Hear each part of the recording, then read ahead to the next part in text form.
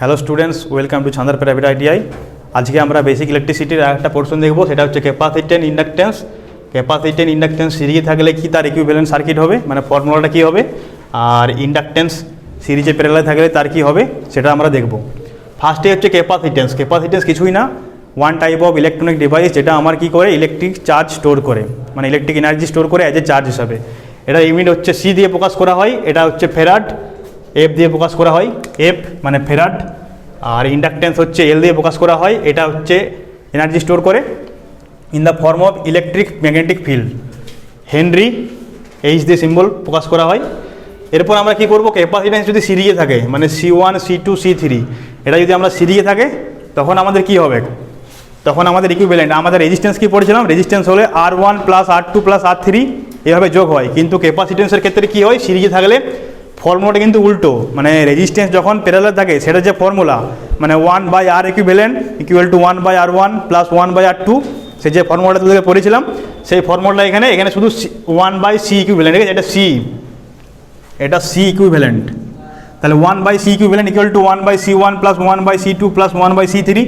এখানে আমার তিনটে আছে, এই জন্য 1/C1 plus 1/C2 plus 1/C3, N সংখ্যক থাকলে plus dot dot dot plus 1/C(n). এটা হয়ে গেল আমার সিরিজ। এরপর যদি সিরিজে আমার ইন্ডাকটেন্স থাকে, এটাকে আমি এল দিয়ে প্রকাশ করি, তাহলে L1 আর L2 আমার সিরিজে আছে, সেটা সিম্পল রেজিস্ট্যান্স যেমন সিম্পল যোগ হয় L1 প্লাস L2, সেরকম এখানে ইন্ডাকটেন্স সেরকম সিরিজে যোগ হয়েছে L1 প্লাস L2। বোঝা গেছে? এরপর যদি প্যারালালে থাকে আমার ক্যাপাসিটেন্স C1 C2 C3, যদি কোনো একটা ভোল্টেজ সাপ্লাইয়ের সঙ্গে প্যারালালে থাকে তখন আমার কি হবে, এটা আবার উল্টো। আমার যেমন রেজিস্ট্যান্স যখন সিরিজে থাকে সেই যে ফর্মুলা, সেটা ক্যাপাসিটেন্সের ক্ষেত্রে C1 plus C2 plus C3 এই ফর্মুলা হয়। আর ইন্ডাকটেন্সটা আমি লিখিনি, ইন্ডাকটেন্সটা হবে কি প্যারালালের ক্ষেত্রে, ঠিক আছে, প্যারালালের ক্ষেত্রে ইন্ডাকটেন্স হবে 1/L equivalent equal to 1/L1 plus 1/L2 plus dot dot dot করে এরকম করে 1 প্লাস 1/L(n) পর্যন্ত হবে। এটা আমি দেখাইনি, এখানে ছবিটা হবে এরকম।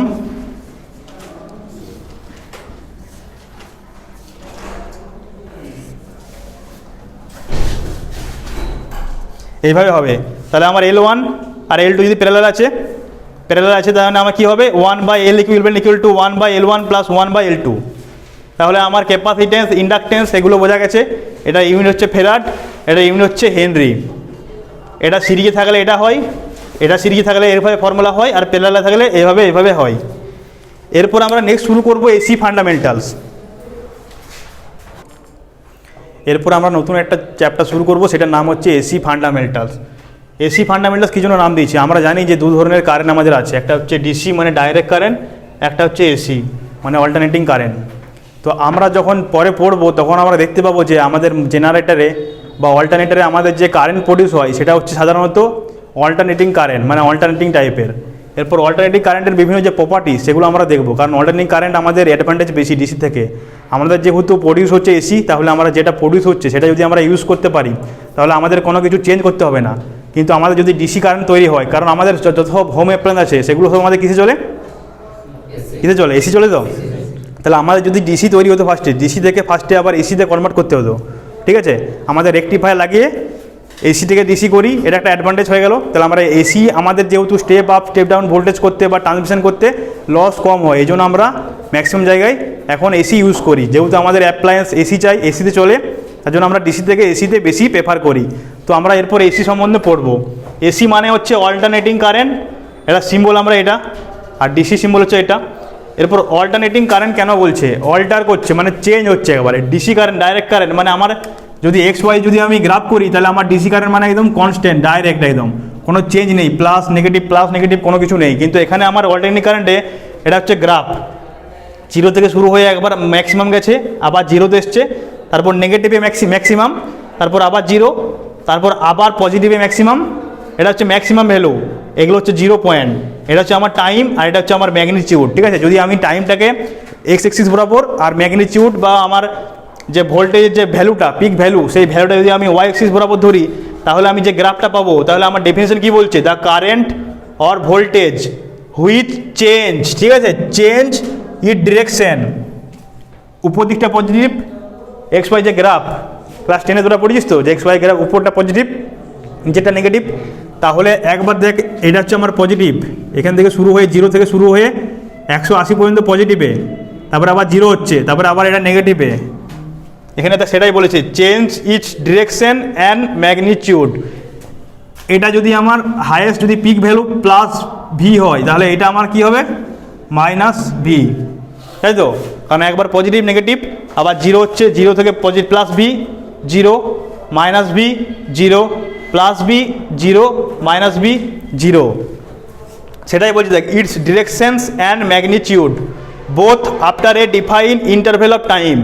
এই যে একবার প্লাস হচ্ছে একবার মাইনাস হচ্ছে, এটা আমার কখন হবে, মানে যখন খুশি হবে তা না, একটা কি বলছে ডিফাইন ইন্টারভেল অফ টাইম, একটা নির্দিষ্ট টাইম আছে, সেই টাইমের মধ্যে হবে। এরপর আমি আসছি সাইকেল। সাইকেল কাকে বলে দেখ, আমার এখান থেকে শুরু করছি 0 থেকে শুরু করে এইভাবে গেলাম 360 ডিগ্রি, মানে এখানে এসে আমার স্টপ হয়ে গেল। দেখ 0 থেকে শুরু হয়ে পজিটিভ হলো একবার 0, নেগেটিভ হলো 0, তাহলে এখান থেকে আমার 360 ডিগ্রি, এটা হচ্ছে পুরো একটা কমপ্লিট সাইকেল। তাহলে ওয়ান সাইকেল কত হচ্ছে, এখান থেকে শুরু করে 360 ডিগ্রি পর্যন্ত আমার যে ওয়েভ, এটা হচ্ছে ওয়েভ ফর্ম, সাইনোসয়েডাল ওয়েভ বলা, ঠিক আছে? এটাকে বলা হয় সাইনোসয়েডাল ওয়েভ। সাইনোসয়েডাল ওয়েভ ফর্মটা আমার দেখ এভাবে হয়ে এভাবে, তাহলে এটা হচ্ছে আমার একটা কমপ্লিট সাইকেল। আবার নেক্সট সাইকেল কখন, নেক্সট সাইকেল এখান থেকে শুরু হয়ে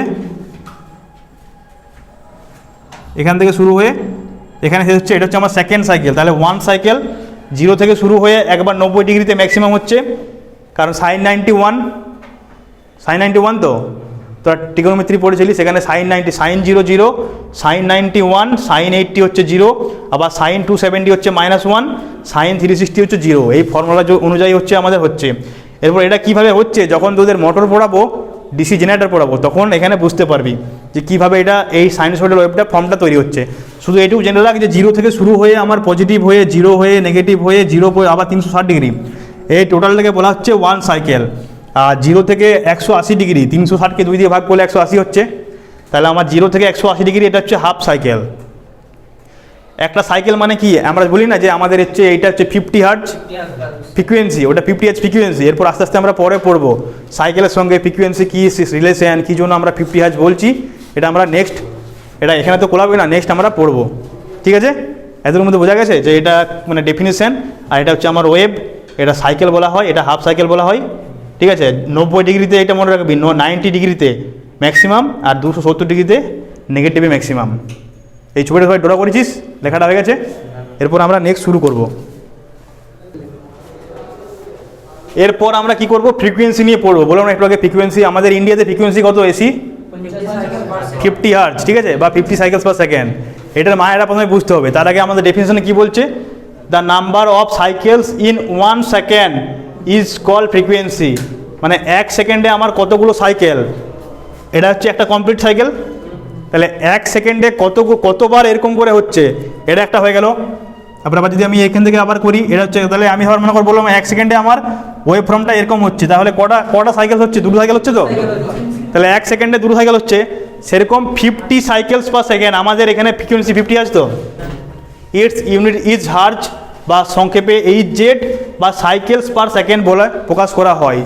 সাইকেলস পার সেকেন্ড মানে জিজ্ঞেস করছিল কি, 1 সেকেন্ডে কতগুলো সাইকেল সে অতিক্রম করেছে। আমরা কি বলি, গাড়ির দেখবি গতি বলি না যে এত কিলোমিটার পার আওয়ার, মানে 1 ঘন্টায় গাড়িটা কত কিলোমিটার যেতে পারবে, সেটাই তো তার হচ্ছে তোর ভেলোসিটি, মানে বেগ, গতিবেগ। সেরকম 1 সেকেন্ডে আমার এই সাইনোসয়েডাল ওয়েভটা 1 সেকেন্ডে কতগুলো সাইকেল কমপ্লিট করছে, সেটা হচ্ছে তার ফ্রিকোয়েন্সি। আমাদের ইন্ডিয়াতে হচ্ছে 50 হার্জ, আমেরিকা বা ইংল্যান্ডে হচ্ছে 60 হার্জ। তাহলে 1 সেকেন্ডে আমার 50 হার্জ মানে কি 50 সাইকেলস পার সেকেন্ড, তাহলে আমার 1 সেকেন্ডে এরকমভাবে 50টা সাইকেল কমপ্লিট হচ্ছে। তাহলে বুঝতে পারছিস, 1 সেকেন্ড মানে 1 বললাম, 1 সেকেন্ড হয়ে গেল। এই 1 সেকেন্ডের মধ্যে 50টা সাইকেল এরকম করে যাচ্ছে, কমপ্লিট হচ্ছে, তাহলে কত স্পিডে হচ্ছে, বুঝতে পারছিস? তাহলে এখান থেকে ফ্রিকোয়েন্সি ডেফিনেশন মনে রাখবি, ওটা তুই নিজের জন্য। এমসিকিউর জন্য হয়তো এটা আসতে পারে যে ফ্রিকোয়েন্সি ইউনিট কি, হার্জ বা সাইকেল পার সেকেন্ড। অপশানে কিন্তু হার্জ নাই বা সাইকেল পার সেকেন্ড আছে, তাহলে কিন্তু সাইকেল পার সেকেন্ডই করবি।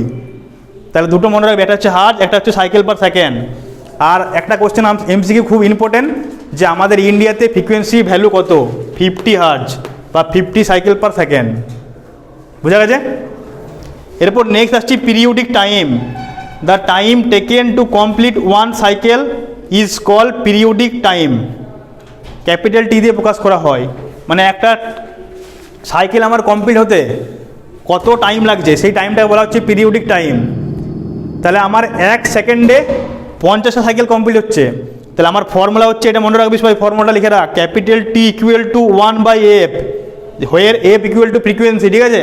এখানে এফটা হচ্ছে ফ্রিকোয়েন্সি, তাহলে টি ইকুয়াল টু 1/f। আমরা এফ যদি ইন্ডিয়াতে জানি এফ 50 হার্জ, এটা কনস্ট্যান্ট। তাহলে আমরা এখানে ফর্মুলাতে পুট করলাম 1/50, তাহলে টি ইকুয়াল টু কত হবে? 1/50 করলে আমার 0.02 সেকেন্ড।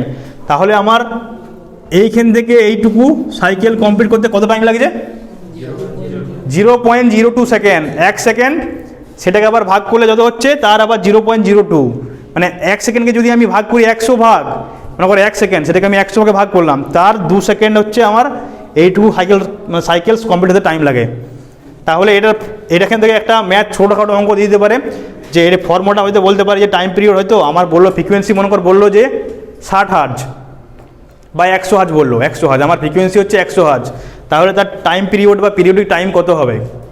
তো তাহলে এই ফর্মুলা লাগাই করবি, টি ইকুয়াল টু 1/f, তাহলে আমার এফ ইকুয়াল টু কত বললাম আমি? 100 হার্জ। তাহলে এখানে টি ইকুয়াল টু কত হবে তখন ফর্মুলা? 1/100, এটা করে দেখবি এত সেকেন্ড, 0.01 সেকেন্ড, ঠিক আছে? তাহলে আমার এই ফর্মুলাটা মনে রাখবি, টাইম পিরিয়ড ইকুয়াল টু কত?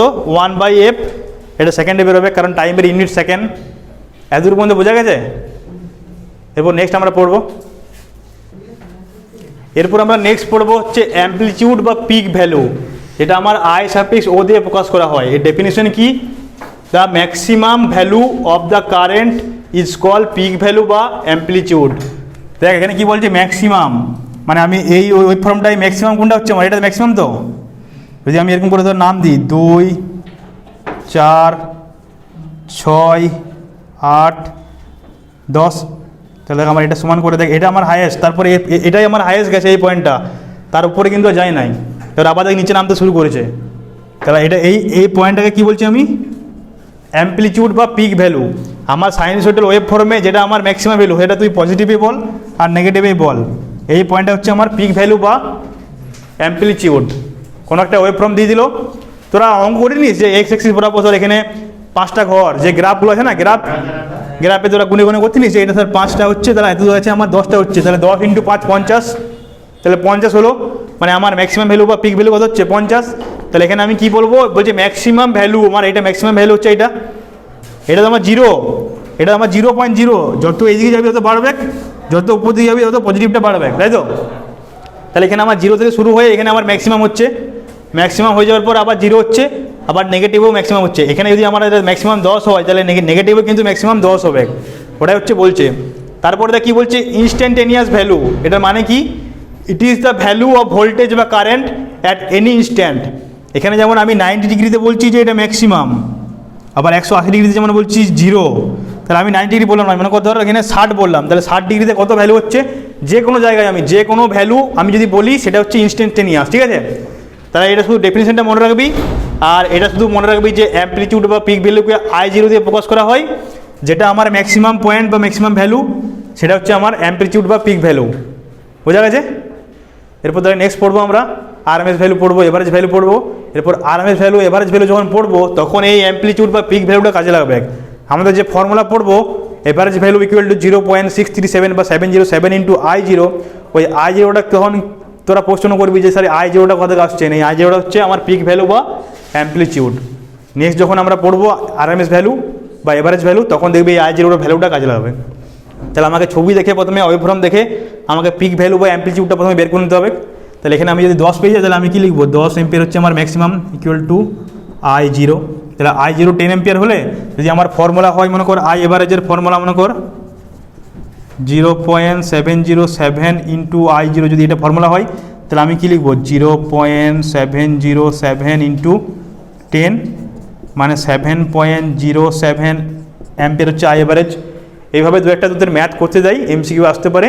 এরপরে আমরা আই এভারেজ, IRMS এগুলো পড়বো। তাহলে এটা মুছে দিচ্ছি। দেখ এরপর আসছে আমার এভারেজ ভ্যালু। তোদের অপশানে কোশ্চেনে কী দিয়ে দেবে? যে আই এভারেজ ভ্যালুর ফর্মুলাটা হয়তো বলে দেবে। Option A 0.6 I0, option B 0.637 I0, option C 0.707 I0, option D none of this. তাহলে এই ভ্যালুটা মুখস্থ রাখতে হবে আমাদের কি, যে এসি ফান্ডামেন্টালস ক্ষেত্রে এভারেজ ভ্যালু হচ্ছে কি আই সাফিক্স এভারেজ, এটা দিয়ে তোদের প্রকাশ করা হয়। তাহলে কোনো একটা কারেন্টের এভারেজ ভ্যালুকে I suffix A V G দিয়ে প্রকাশ করা হয়, যার ভ্যালু হচ্ছে 0.637 into I0, where I0 equal to peak value বা অ্যাম্পলিটিউড। তাহলে এটা আমার একটা ফর্মুলা গেল এভারেজ ভ্যালু। আর আর এম এস ভ্যালু মানে হচ্ছে রুট মিন স্কোয়ার ভ্যালু, এটার ফর্মুলা হচ্ছে I suffix R M S equal to 0.707 I0। এই দুটো ফর্মুলা তোকে মুখস্থ রাখতে হবে, মানে ইকুয়েশনটা মুখস্থ রাখতে হবে। আই এভারেজ মানে হচ্ছে 0.637 I0, আর আই আর এম এস মানে হচ্ছে 0.707 I0। তাহলে এই দুটো ফর্মুলা মুখস্থ থাকলে আমার পরে যে ফর্ম ফ্যাক্টর আর পিক ফ্যাক্টর মানে পিক ফ্যাক্টর বের করবো, সেই দুটো ফর্মুলা আমার যদি মনে না থাকে তাহলে কিন্তু আমরা করতে পারবো না। কারণ দেখ ফর্ম ফ্যাক্টর মানে কে সাফিক্স এফ দিয়ে প্রকাশ করা হয়, এটা হচ্ছে ইকুয়েশন কি R M S value by average value. তাহলে ডেফিনেশন কি হবে, form factor is the ratio of form R M S value to average value. তাহলে এখানে আমি আর এম এস এর ভ্যালুটা পুট করবো, R M S value 0.707 I0, আর এভারেজ ভ্যালু দেখ এভারেজ ভ্যালু কি আছে এখানে 0.637 I0। তাহলে এইটা বা এটা করলাম, I0 কেটে গেল, দশমিকের পর তিনটে নাম্বার আছে, দশমিকের পর তিনটে নাম্বার আছে, দশমিকগুলো তুলে দেবো। সিম্পল 707/637 করবো, ক্যালকুলেটর করে দেখবি 1.11 আসছে। তাহলে একটা এক নম্বরের এমসিকিউ এখান থেকে আসতে পারে যে form factor of any current বা ভোল্টেজ ইকুয়াল টু 1.11 বা অন্য কিছু আরও অপশান দিয়ে দিল, ধর 1, 11.1 বা 111। তাহলে এটা মুখস্থ রাখতে হবে, বা মুখস্থ না রাখলেও যদি এটা মুখস্থ রাখিস যে আমার I average equal to 0.637 into I0, আর আই আর এম এস হচ্ছে 0.707 I0, তাহলে এটা হচ্ছে আমার কি ratio of R M S to average value, তারপর ক্যালকুলেশন করে 1.11 বেরোবে। এটা গেল আমার ফর্ম ফ্যাক্টর। আর একটা আছে পিক ফ্যাক্টর, যেটা কে সাফিক্স পি দিয়ে, এফ মানে ফর্ম, পি মানে পিক। তাহলে মনে রাখবি যাতে কনফিউশন না হয়। আবার কে পির ফর্মুলা হচ্ছে maximum value by R M S value. Maximum value মানে এটা যেটা বললাম I0 দিয়ে প্রকাশ করা হয়, আর আর এম এস ভ্যালু আমার কি পেয়েছি 0.707 I0। তাহলে I0 বাই 0.707 I0 করলে আমার আসছে 1.414। তাহলে ফর্ম ফ্যাক্টর হচ্ছে আমার 1.11, যেটা কে সাফিক্স এফ দিয়ে ডিনোট করা হয়, আর পিক ফ্যাক্টর হচ্ছে কে সাফিক্স পি, যেখানে আমার ভ্যালু হচ্ছে ভ্যালুটা কত 1.414। আর এই দুটো ফর্মুলা মনে রাখবি, ফর্ম ফ্যাক্টর মানে হচ্ছে R M S value by average value, আর পিক ফ্যাক্টর মানে হচ্ছে maximum value by R M S value. তাহলে বোঝা গেছে কিছুই না, এই জাস্ট ইকুয়েশনগুলো মনে রাখবি, ইকুয়েশনগুলো দিয়েই তোদের বিভিন্ন ম্যাথ করতে হবে, ঠিক আছে। এর পরের দিন আমরা নেক্সট তাহলে ম্যাথ করবো, দু একটা প্র্যাকটিস করবো। আজ তাহলে এই পর্যন্ত, থ্যাংক ইউ।